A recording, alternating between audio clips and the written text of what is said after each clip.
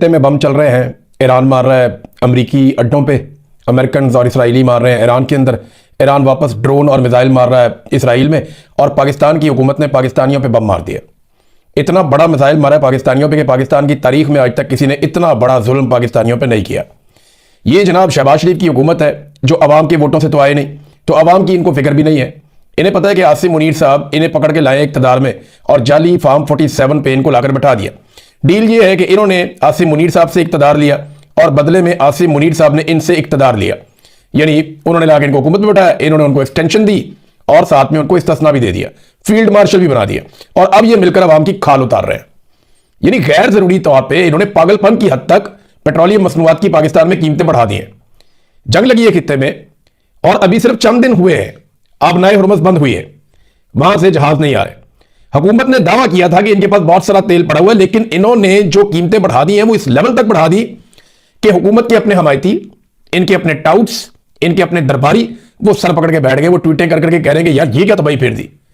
यानी इस लेवल पे तो किसी ने नहीं किया। इंडिया ने कीमतें क्यों नहीं बढ़ाई? जंग खाली पाकिस्तान के लिए लगी है, बाकी जो आसपास मुल्क है किसी ने कीमत ऐसे नहीं बढ़ाई जो पाकिस्तान ने कर दी अपनी अवाम के साथ। इन्होंने तो ऐसा लगता है कि ये बहाना ढूंढा है, बाकी मुल्कों ने अपनी अवाम के साथ ये नहीं किया। खित्ते में सबसे महंगा पेट्रोल पाकिस्तान में हो गया 55 रुपए लीटर, इन्होंने कीमत बढ़ा दी है। अब आप जब 1 लीटर खरीदेंगे डीजल तो वो आपको पड़ेगा 336 रुपए का, 336 रुपए का लीटर आप डीजल खरीदेंगे आप पाकिस्तान में। देखिए चंद चीजें मैं आपको बताऊं, एक तो खित्ते में सबसे महंगा पेट्रोल अब हमारे पास है और सबसे नकम्मे नालायक और बदनीयत हुक्मरान भी हमारे पास है। नंबर 2, आलमी मंडी की निस्बत हमने इजाफा ज्यादा कर दिया। यानी आलमी मंडी में अगर आप ये कहते हैं कि आलमी मंडी में तेल की कीमत बढ़ रही है, इस हिसाब से हमने ज्यादा कर दी, तो भाई आलमी मंडी में भी इतना बड़ा इजाफा नहीं हुआ, इतना बड़ा इजाफा आपने पाकिस्तान में कर दिया। और आप तो पहले अवाम का खून निचोड़ रहे थे, अवाम से इजाफी पैसे ले रहे थे, 100 रुपए के करीब, तो 85 के करीब तो आप ले रहे थे सिर्फ अवाम से। टैक्सेस की मद में आप 100 रुपए से ऊपर ले रहे थे, बजाय इसके कि आप पब्लिक को रिलीफ देते, आपने क्या किया और उनके ऊपर बोझ डाल दिया। तो आलमी मंडी में इतना इजाफा नहीं हुआ जितना पाकिस्तान के अंदर इजाफा हो गया। नंबर 3, इन्होंने ऐसा लगता है कि जंग को एक अपॉर्चुनिटी के तौर पे लिया कि मौका मिल गया अवाम की खाल उतारने का। उतारे अवाम की खाल, क्योंकि इन्होंने अपने मुंह से कहा था, ये चौथा नुकता बहुत इंपॉर्टेंट है, इन्होंने अपने मुंह से कहा था कि हमारे पास तेल के काफी जखायर मौजूद है, कोई परेशान ना हो, बहुत तेल है हमारे पास, इन्होंने ये खुद कहा था, और काफी अरसे का तेल है हमारे पास, इन्होंने ये कहा था। हालांकि डीलर एसोसिएशन कह रही थी कि 2 हफ्ते का है, लेकिन ये कहते थे नहीं हमारे पास बहुत लंबा अरसा तेल है, बेफिक्र रहे। तो जो पहले तेल सस्ता खरीदा हुआ है उसी के ऊपर अवाम से इजाफी पैसे ले लिए, 55 रुपए लीटर।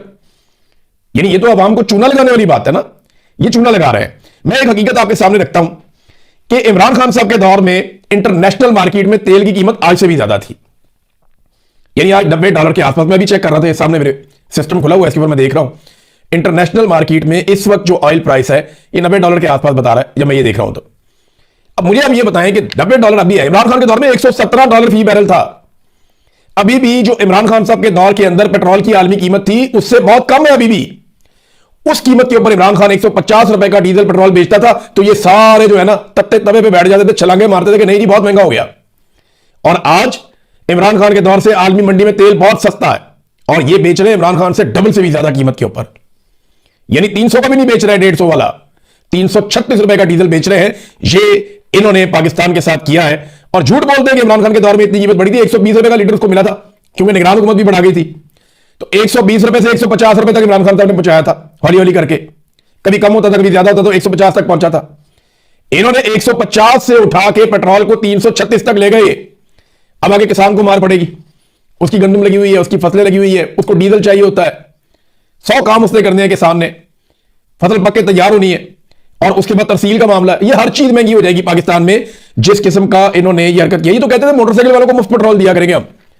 इनकी जलसों में आप तकरीरें उठा के सुने ना, ये आले शरीफ की और आले जरदारी की, और साथ में ये जो एक फौज ने बनाई थी पार्टी तरीके इस्तेकाम, इनकी तकारीर आप उठा के सुने, कहते थे हम जो बिजली कम इस्तेमाल करेगा 200-300 यूनिट उनकी बिजली मुफ्त, जो मोटरसाइकिल लेकर आएगा पेट्रोल पंप पे उसका पेट्रोल भी मुफ्त। ये मुफ्त पेट्रोल दे रहे हैं पाकिस्तानियों की, किसानों की इन्होंने कमर तोड़ दी है। इमरान खान रशिया गया था सस्ता तेल लेने के लिए, लेकिन जनरल बाजवा को एक्सटेंशन चाहिए थी, तेल नहीं चाहिए था कौम के लिए। यानी इमरान खान ने कहा था ना कि सस्ता तेल लेने गया हूं रशिया में, तो इन्होंने कहा नहीं नहीं, पता नहीं कौन सी साजिश हो गई, अमेरिकन के इन्होंने इतने कान भरे, उन्होंने साइफर भेज दिया, इन्होंने जनाब यहां पे सारे जर्नल राजी करके रजीम चेंज कर दिया कि मुझे एक्सटेंशन मिल जाएगी। वो लैटरीन से डिगा पे हूं, वो जिसको एक्सटेंशन पड़ी थी वो उनके मुंह लैटरीन में गिरा, अब उसका पता भी नहीं है, जिंदा है मर जाता है, उसके बारे में पता करने जाते हैं वो बताते ही नहीं है, फैमिली सोर्सेज से बात करते हैं, वो कहते हैं हमें बात करने की इजाजत ही नहीं है। अब पता नहीं उसके अंदर क्या मामला है। तो ये मेरी हमदर्दी है, कोई बंदा इस तरह चोट लग जाए। लेकिन मामला ये है कि उसको एक्सटेंशन चाहिए था ना, उसको सस्ता तेल नहीं चाहिए था। आज वाला भी वही कर रहा है और उस दौर वाला भी वही कर रहा था, इनमें कोई फर्क नहीं है, कोई फर्क नहीं है। महंगाई का तूफान आ जाए, अब आएगा, ये चूना लगाएंगे लोगों को। अब ये करेंगे क्या, मैं आपको ये बता देता हूं। इन्होंने तेल की कीमतें बहुत बढ़ा देनी है, आवाम को चूना लगा लेना है, सस्ता तेल जो खरीदा हुआ महंगा बेच देना है। जैसी सूरत थोड़ी सी कंट्रोल होगी, ये थोड़ा सा सस्ता करके आवाम पे आसान चढ़ा देंगे, क्योंकि इनसे कोई टारगेट पूरा नहीं हुआ। ये टैक्स इकट्ठा ही नहीं कर पा रहे, ये खसारे के अंदर हुकूमत जा रही है लगातार। कोई सरमायाकारी पाकिस्तान में नहीं आ रही, दहशतगर्दी की वजह से पाकिस्तान छोड़ के भाग रहे, पाकिस्तान में आने के लिए कोई तैयार नहीं है। इंटेलिजेंस का लगातार फेलियर हो रहा है, इदारे अपना काम कर ही नहीं पा रहे और बिला वजह के चौधरी बने हुए हैं। तो इन्होंने जो पाकिस्तान की हालत कर दी है, अब अवाम का खून निचोड़ेंगे तो पहले, अब इनको ये देखना डर फैला दिया इन्होंने कि जनाब पेट्रोल खत्म होने वाला, पता नहीं कितने का हो जाएगा। तो इस डर की वजह से लोग बहुत ज्यादा पेट्रोल खरीदेंगे, गाड़ियां भरवाएंगे। इनको इस बात का आइडिया था कि एकदम बहुत बड़ी बिक्री होने वाली है पेट्रोल की, लिहाजा इन्होंने कहा पैसा बना लो इसमें भी। और अब ये पैसा बनाने का सारा खेल है। देखिए पाकिस्तान के साथ अमेरिका का क्या रवैया है, जिसके पास डोनाल्ड ट्रंप का फेवरेट फील्ड मार्शल है, जिसके पास आंखें मारने वाला, सैल्यूट मारने वाला और चमकने वाला और चमकाने वाला वजीर आजम है फेवरेट डोनाल्ड ट्रंप का, वो जो है वो अमेरिका इजाजत नहीं देता। अमेरिका इजाजत किसको देता है? भारत को। अमेरिका ने भारत से कहा कि आप रशिया से तेल खरीद ले, सस्ता तेल, आप रूस से सस्ता तेल खरीदें 1 महीने तक, और उस तेल को अपनी रिफाइनरीज के अंदर लेकर आए और वहां से आप दुनिया को तरसील दें। यानी भारत ना सिर्फ रशिया से सस्ता तेल खरीद के लाएगा, यानी कल तक रूस का तेल अमेरिका कहता था कोई ना ले, अमेरिका पाबंदियां लगाता था कि रशिया का तेल कोई ना ले, कल तक अमेरिका ये कहता था। आज वही अमेरिका रूस के तेल की खुद मार्केटिंग कर रहा है। सबसे बड़ा बेनिफिशियरी तो फिर रशिया बन गया ना भाई। गल्फ के अंदर आबना हरमज बंद हो गई, वहां से आप खुलवा नहीं पाए, अमेरिका ने पूरा जोर लगा के देख लिया, ईरान ने खुलने नहीं दी। जहां से सैकड़ों की तादाद में जहाज गुजरते रहते थे, वहां पे इक्का दुक्का गुजरते हैं, बहुत कम कोई जिनको ईरान इजाजत दे दे जाओ तुम चले जाओ, और तो वो किसी को जाने नहीं देते, जाने नहीं देते। चाइना को उन्होंने इजाजत दी है, पाकिस्तान को दे सकते हैं, पाकिस्तान उनसे बात कर सकता है। लेकिन भारत को अमेरिका ने कहा कि रशिया से तेल ले लो, सस्ता तेल, और उसको अपनी रिफाइनरीज में तैयार करके दुनिया को बेचो और बहरान को काबू करो, और भारत पैसा बनाएगा इसमें भी। तो अमेरिका किसका सका हुआ? फेवरेट फील्ड मार्शल इधर है, सस्ता तेल लेगा इंडिया और पैसा भी बनाएगा इंडिया। ये जो फेवरेट फील्ड मार्शल और फेवरेट वजीर आजम है ना, ये अमेरिका ने ऐसी लात मारनी है ना पाकिस्तान को, और ये इन्होंने हमेशा मारी, हमें इन्होंने हमेशा इस्तेमाल किया टिश्यू पेपर की तरह। तारीख इसकी गवाह है, और ये होना होता हुआ देखेंगे। ये जबानी कलामी है, सारा कुछ फायदा सारा इंडिया का है। यानी ये रशिया के तेल की मार्केटिंग अमेरिका कर रहा है। मैं तो हैरान हो रहा हूं, जिस तेल पे पाबंदियां लगती थी, और ये खबर पूरी दुनिया में छपी हुई है। रशिया जो है ना वो बेनिफिशियरी है, वो भरपूर प्रोपेगेंडा भी कर रहा है, खुल के आ गया। वो अरबों को ये कह रहा है, और बार बार अरबों को ये कह रहा है रशिया कि आप अमेरिका पे भरोसा क्यों करते हैं? आपको बार बार ये सोचना पड़ेगा कि क्या आपको इनके अड्डों की जरूरत है या नहीं, क्या आपको इनकी मदद की जरूरत है या नहीं। ये अड्डे आपका तहफ़्फ़ुज़ नहीं कर रहे, बल्कि ये अड्डे आपके लिए खतरा है। ये रशिया के साबिक सदर, साबिक वज़ीर आज़म और मौजूदा जो सिक्योरिटी के हवाले से मैंने को बताया था दिमित्री जो है, उन्होंने स्टेटमेंट दिया है, साफ कह रहे हैं कि आपको अमेरिकन अड्डों की जरूरत नहीं है, ये आपके लिए खतरा है। और वो यहां पे सिर्फ एक मुल्क की हिफाजत करने के लिए आए, और आप सब जानते हैं कि वो किसकी हिफाजत कर रहे हैं। आप सबको उन्होंने छोड़ दिया, और अरबों के अंदर भी ये सोच पैदा हो गई है, और जो अरब बिजनेसमैन है वो भी सर पकड़ के बैठ गए कि जनाब ये तो हमारा सारा कारोबार ही तबाह करने पे आ गए, हम तो किसी काबिल नहीं रहेंगे जो इस खित्ते को आग के अंदर झोंक दिया।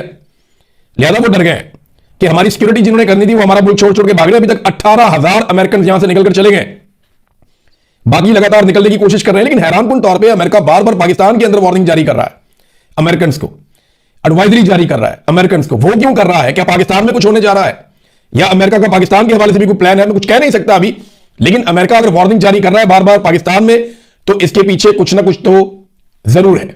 अमेरिका के साथ ना एक चीज हुई है, और ये डोनाल्ड ट्रंप ने की है। डोनाल्ड ट्रंप ने क्यों की ये मैं आपको आगे जाके बताता हूं, लेकिन डोनाल्ड ट्रंप ने अमेरिका के साथ एक काम किया कि अमेरिका की एक मिथ टूट गई है। इसराइल की भी मिथ टूट गई थी पिछले साल कि आयरन डूम पता नहीं कोई ऐसी चीज है, परिंदा पर नहीं मार सकता, कोई अंदर नहीं आ सकता, कोई फ्लाइट नहीं आ सकती, कुछ नहीं हो सकता, दुनिया के बेहतरीन मिसाइल भी नहीं आ सकते। मार मार के दुम्बा बना दिया था ईरान ने, अभी फिर बार बार मार रहा है। वो रोक लेते हैं, वो बहुत सारे मिसाइलों को रोक लेते हैं, ऐसा नहीं कि सारे चले जाते हैं, लेकिन मारते भी है ना। बहुत सारे लोगों को मारा। अभी इंडियन सहाफी एक वो वापस गया, उसने जाके स्टेटमेंट दिया, वो बता रहा है जनाब इसराइल का नुकसान ज्यादा हो रहा है। वो बता नहीं रहा, वो कवरेज नहीं करने देते, लाशों की फुटेज नहीं बनाने देते, अस्पतालों की कवरेज नहीं करने देते, लोगों से बात नहीं करने देते। और उसने ये भी कहा कि ये 100 फुट नीचे जो जमीन से बनाए हुए इन्होंने बंकर्स, ये कहते हैं वो महफूज है, उसके अंदर नीचे बंदे मर गए। उन्होंने कहा एक इलाका पूरा तबाह हुआ, बहुत सारे घर थे वहां पे जो तबाह हुए, तो हमें बताया गया एक ही बंदा मरा है, हो ही नहीं सकता उसने कहा। तो इसराइल जो है वो चीजों को कंट्रोल करता है, वो बता नहीं रहा। तो अमेरिका की मिथ टूट गई। कल तक अमेरिका को समझा जाता था नाकाबिले तस्खीर कि इसको कोई जवाब नहीं दे सकता, इसके ऊपर कोई वापस अटैक नहीं कर सकता। अमेरिका के हथियार दुनिया के नंबर 1 हथियार है, वो कि बहुत अच्छे हथियार है, लेकिन ये जो मिथ थी ना कि उनका मुकाबला करने के लिए दुनिया में कोई हथियार नहीं है, ये टूट गई। अमेरिका को नाकाबिले तस्खीर समझा जाता था, वो चौधराहट जो अमेरिका की थी जिसको वो इंजॉय कर रहा था, वो अब खतरे में है। अमेरिका के जो तबाहशुदा अड्डे हैं मिडिल ईस्ट के अंदर, उनकी जो सैटेलाइट तस्वीर है वो अमेरिका का मुंह चढ़ा रही है। वो देखें ना आप, सोशल मीडिया खोले, आपको जगह जगह नजर आते हैं अमेरिकन अड्डे तबाह हुए, रडार तबाह हो गए, फैसिलिटीज जितनी थी वो तबाह हो गई, सीआईए का जो इनका वो क्वार्टर था, हेडक्वार्टर, वो भी तबाह हो गया, स्टेशन जो था इनका। तो अब ये हालत हो गई है कि ईरान ने चैलेंज कर दिया अमेरिका को कि हिम्मत है तो आबनाई मरकज में अपना बैरी जहाज भेजकर दिखाओ। 2 चैलेंजेस किए उन्होंने। अमेरिका कहता है हम ये आबनाई हुर्मुज़ को खुलवाएंगे, तो ईरान ने कहा आओ खुलवाओ, हिम्मत है तो आओ इधर। और अमेरिकन नहीं आ रहे, बल्कि वो भारत को कह रहे हैं कि रशिया से ले लो तेल, हम इधर नहीं आ रहे। ये मिथ टूट गई, अमेरिका की चौधराहट गई उसकी, और डोनाल्ड ट्रंप ने वार दी पकड़ के। ये अमेरिका के साथ डोनाल्ड ट्रंप ने बहुत बड़ी ज्यादती की है, अमेरिकन के साथ और अमेरिका के साथ। ईरान अभी तक हमले कर रहा है, अमेरिका भी हमले कर रहा है। दूसरा, ईरान चैलेंज करता है कि हमारी जमीन पे उतर के दिखाओ, आना है तो आओ, फिर ऑन ग्राउंड आओ, फिर हम आपको बताते हैं। वो कहते हैं हमने नहीं आना। जो हमले हुए ना वो 3-1 के रेशो से हुए अभी तक, यानी जितना अमेरिका ने और इसराइल ने मारा है ना, उससे 3 गुना कम ईरान ने मिसाइल और ड्रोन फायर किए। 3-1 की रेशो है। मैं पहले 24, 48 या 36 घंटों की बात करते हैं, पहले 36 घंटे का डाटा मेरे पास है। उसमें यह हुआ था कि 3000 बम मारे हैं अमेरिका ने और इसराइल ने, जबकि 1000 उसके जवाब में ईरान ने मारे हैं। अमेरिका और इसराइल के बम आकर लगते हैं एक्यूरेटली, जबकि जो ईरान के बम है वो जाते हैं, उनमें बहुत सारे जो है उनको रोक लिया जाता है, लेकिन बहुत सारे जाके लग भी जाते हैं। तो नुकसान तो हो रहा है, वो दिखाई भी दे रहा है। ईरान पर जो हमले हुए इसमें 1200 शहरी शहीद हो गए हैं, 13 मेडिकल सहूलतें तबाह कर दी गई हैं, यानी ये भी लिहाज नहीं किया जा रहा, ये जंगी जराइम में आता है। 20 तालीमी इदारे जो हैं वो तबाह कर दिए गए हैं। रेड क्रिसेंट के 9 पॉइंट्स को इसराइल ने तबाह कर दिया है, जहां पे लोगों को मदद देनी थी, जबकि 200 के करीब बच्चे भी शहीद हो गए। ये हो रहा। जो विल्सन ने एक इल्जाम लगाया, ये अमेरिकन सेनेटर हैं, आप जानते हैं इनको, इन्होंने इल्जाम लगाया कि वॉर क्रिमिनल प्यूटन अमेरिकियों को कत्ल करने के लिए ईरान को इंटेलिजेंस फराहम कर रहा है, तो रूस को भी सबक सिखाया जाए। बात तो ठीक है, क्योंकि ईरान जितने एक्यूरेट अटैक कर रहा है, जैसे एग्जैक्ट उसको एक एक लोकेशन का पता होता है कि ये जनाब वो पॉइंट है जहां पे अटैक करना है, तो ये तो फिर चाइना और रशिया की मदद के बगैर नहीं हो सकता। इतना शानदार सैटेलाइट का निजाम ईरान के पास नहीं है, वो कहीं से पक्की इंफॉर्मेशन उनको मिलती है, टिप, उसके बाद वो अटैक करते हैं। तो ये वो कर रहे हैं। सीआईए स्टेशन तबाह हो गया है। इराक में भी ईरान ने अमेरिकी लॉजिस्टिक कंपनी है ब्राउन एंड रूट, उसके ऊपर हमला किया है, वहां बड़े पैमाने पर आग लगी हुई है, बहुत नुकसान हुआ उनका। और इसके अलावा ब्लूमबर्ग के मुताबिक $300 मिलियन मालियत का रडार सिस्टम है खलीज के अंदर, वो भी तबाह हो गया है। ये उसकी फुटेज भी दिखा रहे हैं साथ में, ये ब्लूमबर्ग दिखा रहा है। और इसका एयर डिफेंस के लिए एक बड़ा कलीदी किरदार था। फिर कुवैत में अमेरिकी फौजी अड्डे की तबाही के सैटेलाइट मनाजर भी आ गए हैं कि जनाब ये भी देख लें।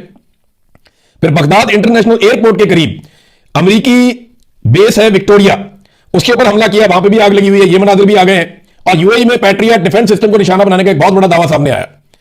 ये पैट्रियट डिफेंस सिस्टम, ये दुनिया में 2-3 है जो दुनिया के टॉप के हैं। एक पैट्रियट है अमेरिकन, एक रशिया का S-400 है, वो एक और पे काम कर रहे हैं जो उससे भी जदीद है।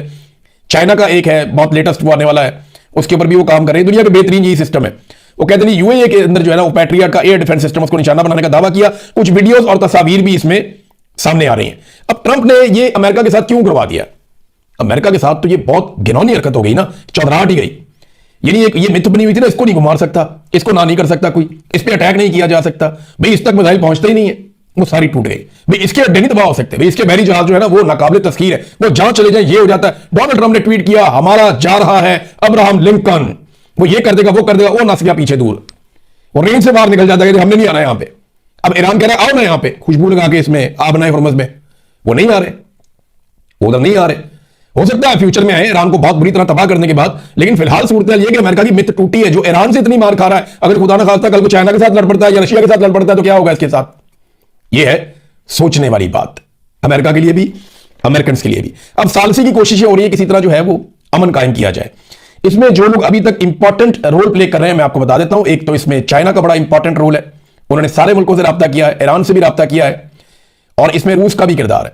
रशिया ने ईरानी सदर से रब्ता किया और अपनी सपोर्ट का यकीन दिलाया, और रशिया पूरा खुलकर सपोर्ट कर रहा है इस वक्त ईरान को, जबकि चाइना भी ईरान को सपोर्ट करता है, उसकी खुदमुख्तारी को सपोर्ट करता है और उसके दिफा करने को भी सपोर्ट करता है। फिर 1-2 यूरोपीय ममालिक हैं वो भी इस मामले के अंदर अपना रोल प्ले कर रहे हैं। सऊदी अरब बहुत कोशिश कर रहा है। ये देखे, अगर मैं कहूं सबसे ज्यादा कोशिश कौन कर रहा है तो वो सऊदी अरब कर रहा है। उन्होंने ईरान के साथ लगातार राब्ते किए हैं और बैकडोर चैनल्स उन्होंने रखे हुए हैं। वो पूरी कोशिश कर रहे हैं कि अमेरिका और ईरान को किसी तरह से जंगबंदी के ऊपर कायल करें। इसराइलियों के साथ तो वो बात नहीं करते, उन्हें पता है कि ये तो फितना है, ये तो लड़ाई करवाएंगे, ये तो लड़ाई के अलावा इन्हें कुछ सूझ नहीं रहा इस वक्त, ये समझते यही है सऊदीज। तो वो कोशिश कर रहे हैं कि यहां खित्ते में अमन आ जाए, वरना चीजें बहुत खराबी की तरफ जा रही हैं। सऊदी अरब बड़ा किरदार अदा कर रहा है, तुर्की और पाकिस्तान भी इसके अंदर शामिल हो सकता है, वो भी किरदार अदा कर सकता है। देखिए अमेरिका को फेस सेविंग चाहिए, डोनाल्ड ट्रंप को अमेरिका को फेस सेविंग चाहिए। सबसे बड़ा सवाल यह है कि क्या ईरान अब एटमी तजुर्बा करेगा? तो जो ईरान ने हालात देख लिए ना, अगर उसने बार बार के हमलों से बचना है और अगर उसके अंदर समझदारी हुई तो ऐसा लगता है कि वो एटमी तजुर्बा जरूर करेगा। ईरान को यह समझ आ गई है कि ये तो मुझे बार बार मारेंगे, मुझे एटमी तजुर्बा करना पड़ेगा, क्योंकि अगर आज उसके पास एटम बम होता तो ये लड़ाई ना हो रही होती, वो आराम से बैठा हुआ होता, मुज़ाकरात कर रहे होते, जैसे वो बैठा हुआ है आराम से शुमाली कोरिया, उसको कोई नहीं छेड़ता। अब डोनाल्ड ट्रंप ने ये सारा पंगा लिया क्यों? यहां पे एक खबर है मेरे पास, ये मैं आपके साथ शेयर करता हूं। ये निकलती है एप्स्टीन फाइल से। देखिए ना, सियासत ये असल बात होती है।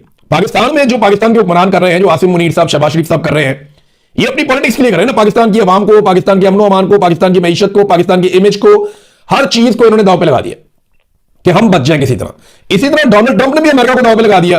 अमेरिका की चौधराहट, अमेरिका की मिथ टूट गई, अमेरिका की जो दुनिया के अंदर एक बनी हुई थी कि नाकाबिले तस्लीम, वो हर चीज उसने डोनाल्ड ट्रंप ने दांव पे लगा दी, उसकी इज्जत भी। और वजह क्या हुई, ये मैं थोड़ी सी आपको खबर पढ़ के सुनाता हूं। ट्रंप ने 13 साल लड़की को जिनसी ज्यादती का निशाना बनाया। एप्स्टीन फाइल में नए इल्जामात और उसकी तफसीलात अब सामने आ गई हैं। ट्रंप को इस बात का पहले से पता था कि यह होने जा रहा है, क्योंकि ये मामला अदालत में चल रहे थे। यह रिपोर्ट उन दस्तावेजात पर मबनी है जो हाल ही में जेफरी एप्स्टीन के केस से मुतालिक मंजरेआम पर आई है। इन दस्तावेजात में साबिक अमेरिकी सदर डोनाल्ड ट्रंप के खिलाफ संगीन नौयत के इल्जामात आयद किए गए हैं।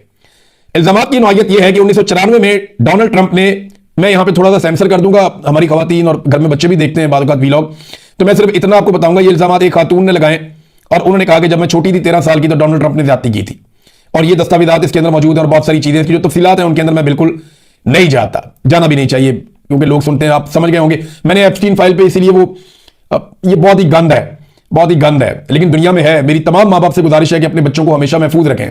यहां बहुत दरिंदे हैं। अगर अमेरिकी सदर का माजी ऐसा है, 94 में वो हरकतें कर रहा था, तो आप समझे कौन कौन यहां क्या कर रहा होगा। तो अपने बच्चों पर ना सिर्फ नजर रखें बल्कि अपने बच्चों को महफूज रखें, यह भी आपकी रिस्पॉन्सिबिलिटी है। बहरहाल इसने 13 साल लड़की के साथ जुल्म किया डोनाल्ड ट्रंप ने, और वो आगे जो लिखा हुआ तो बहुत ही घटिया बातें हैं, बहुत घटिया हरकतें हैं। लेकिन डोनाल्ड ट्रंप ने कहा नहीं जी, हमारे पास साजिश हो रही है, जैसे हमेशा लोग कहते हैं साजिश हो रही है, झूठे इल्जामात जो है सियासी बुनियादों पर जनाब मेरे पर किया जा रहा है। एप्स्टीन के साथ ताल्लुकात तो थे डोनाल्ड ट्रंप के, बहुत सारी तस्वीर और बहुत सारी चीजें, और ये 90 की दहाई में ही है जबकि ये वाकया भी रिपोर्ट हुआ है। ये फाइलें उन अदालती कार्रवाइयों का हिस्सा हैं जो एप्स्टीन के मुतासरीन की जानिब से दायर किए गए मुकदमात के सिलसिले में ये खोली गई हैं। इनमें कई दीगर बासर शख्सियात के नाम भी शामिल हैं, लेकिन ट्रंप के हवाले से ये इल्जामात सबसे ज्यादा संगीन समझे जा रहे हैं। ये डोनाल्ड ट्रंप को लेकर डूब जाएगी, ये एप्स्टीन फाइल, ये डोनाल्ड ट्रंप को बहुत बुरी तरह तबाह करेगी। उसको पता था, उसने ईरान के साथ पंगा ले लिया कि मैं यहां हीरो बन जाऊंगा, वो वहां उससे बड़ा विलन बन गया। तो कहते ना, जब किसी की मातम मारी जाती है ना, तो उसके सर में डंडा नहीं मारना पड़ता, वो अपना सर खुद ही फाड़ देता है। और भी बहुत सारी मिसालें हैं। बहरहाल ट्रंप के साथ बहुत बुरी होने वाली है, ऐसा दिखाई दे रहा है। बहरहाल अब तक के लिए इतनी, अपना ख्याल रखिएगा, अपने चैनल का भी अल्लाह हाफ़िज़।